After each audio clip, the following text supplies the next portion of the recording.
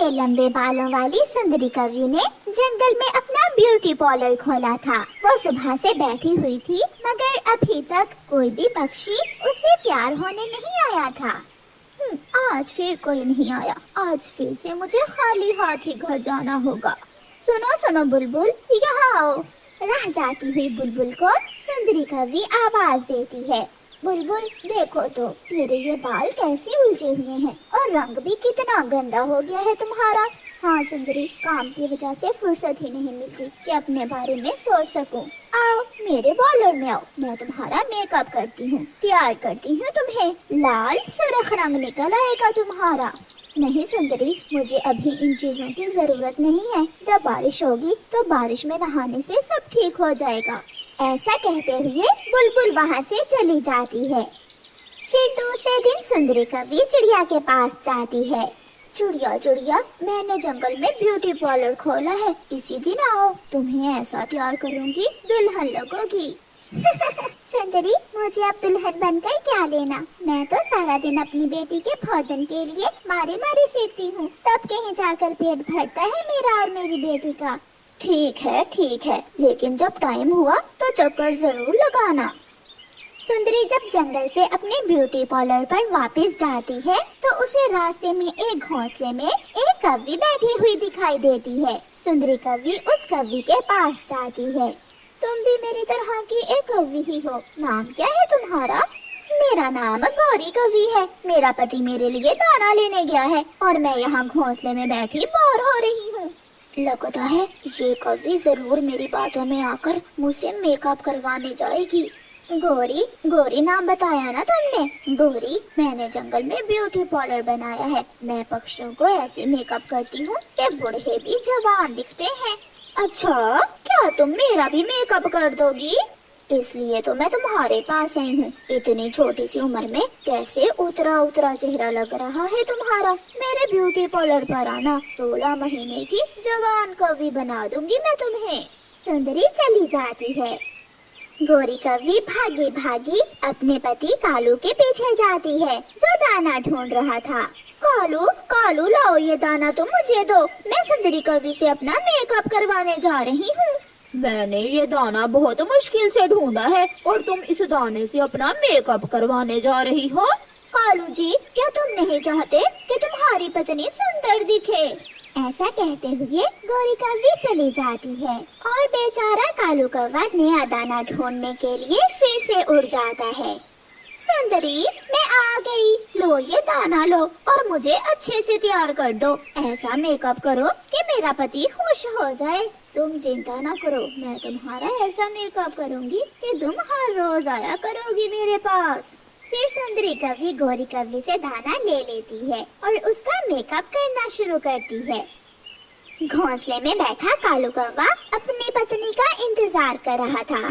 शाम होने वाली है, वो अभी तक नहीं आई। उसे अच्छे से मालूम है कि वो अंडा देने वाली है, फिर भी आवारा घूम रही है। गोरी कव्वी भी आ जाती है। सरप्राइज! देखो तो कालू जी, मैं कैसी लग रही हूँ? सुंदर लग रही हूँ ना मैं?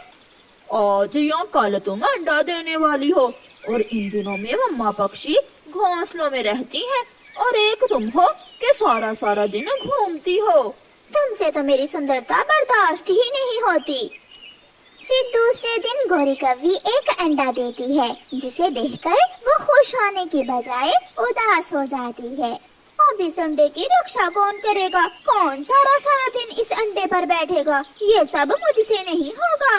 कालू कौवा भी दाना लेकर आ जाता है। लो, ये दाना खा लो।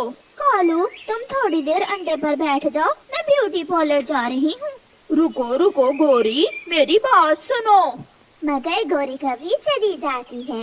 ये कैसी माँ है, इसे अपने अंडे की चिंता नहीं है और ब्यूटी पार्लर चली गई है।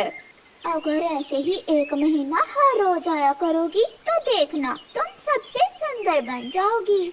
सुंदरी, मगर एक समस्या है। मैंने एक अंडा दिया है और मेरा पति मुझे अंडे पर बैठने को कहता है। ना गोरी, ऐसा न करना। अगर तुम माँ बन गई तो तुम्हारी सुंदरता खराब हो जाएगी। माँ बनने के लिए अभी बहुत समय है। अगर ये सुंदरता चली गई तो वापस नहीं आएगी। तो फिर मैं अंडे का क्या करूं? अपने पति से बात करो, अगर वो बच्चा पाल सकता है तो ठीक है, अगर नहीं पाल सकता तो तुम वो अंडा किसी दूसरे पक्षी को दे दो। फिर गौरी कव्वी अपना मेकअप करवाती है। गौरी कव्वी सुंदरी की बातों में आकर ये भी भूल गई थी कि उसका अंडा खराब भी हो सकता है। रात को सुंदरी कव्वी अपने बेटे के लिए दाना लेकर जाती है। माँ, तुम बहुत मेहनत करती हो, सारा सारा दिन पक्षियों का मेकअप करती हो अपने बेटे को दाना खिलाने के लिए। हाँ मेरे बेटे, एक माँ से खुशकिस्मत कौन हो सकता है जो मेहनत करती है, काम करती है, अपने बच्चों के लिए दाना कमाती है। उधर गौरी कव्वी कालू कौवे से लड़ रही थी। तुम बैठोगे अंडे पर, तुम ही बैठोगे, मेरी सुंदरता खराब हो जाएगी। मैं दाना लाऊंगा या अंडे पर बैठूंगा? तुम एक माँ हो, माँ बनकर सोचो, तुम्हारे अंडे को तुम्हारी जरूरत है। मगर गौरी कव्वी कोई भी बात समझने को तैयार न थी। दूसरे दिन चिड़िया गौरी कव्वी को समझाने आती है। गौरी, ऐसा ना करो, अगर तुम्हारा अंडा खराब हो गया तो तुम बहुत पछताओगी। सुंदरी ठीक ही कहती है, सब जलते हैं मेरी सुंदरता से, कोई नहीं चाहता कि मैं ऐसे ही दिखती रहूं। माँ बनने से मेरी सुंदरता चली जाएगी, तुम सब भी तो समझो मेरी बात। फिर चिड़िया गौरी कव्वी से कहती है, गौरी, तुम एक बार मेरे साथ चलो झरने पर, मुझे कुछ दिखाना है तुझे। फिर चिड़िया गौरी कव्वी को झरने पर ले जाती है। वो गौरी के साथ छुपकर बैठ जाती है। थोड़ी देर बाद सुंदरी कव्वी अपने बेटे के साथ झरने पर आती है। पानी पी लो मेरे बेटे, फिर मैं आपको घर छोड़कर ब्यूटी पार्लर पर चली जाऊंगी। मम्मा, आज जल्दी घर आ जाना, हम दोनों एक साथ दाना खाएंगे और खूब बातें करेंगे। हाँ मेरे बेटे, मेरी खुशियाँ तुमसे ही हैं, मेरा जीवन तुमसे ही है। ये सब देखकर गौरी कव्वी की अकल में बात आ जाती है। गौरी, सुंदरी भी एक माँ है, वो अपने बेटे को पालने के लिए काम करती है, उसका असल जीवन अपने बच्चों से ही है। हाँ चिड़िया, मैं भूल गई थी, सुंदरता से बढ़कर मेरे लिए मेरा अंडा है, मेरे बच्चे हैं। गौरी जल्दी से भागी भागी अपने घोंसले में जाती है और अपने अंडे पर बैठ जाती है। प्यारे दोस्तों, इस कहानी को लाइक, अपने दोस्तों के साथ शेयर और चैनल को सब्सक्राइब करना बिल्कुल मत भूलना। आपका धन्यवाद।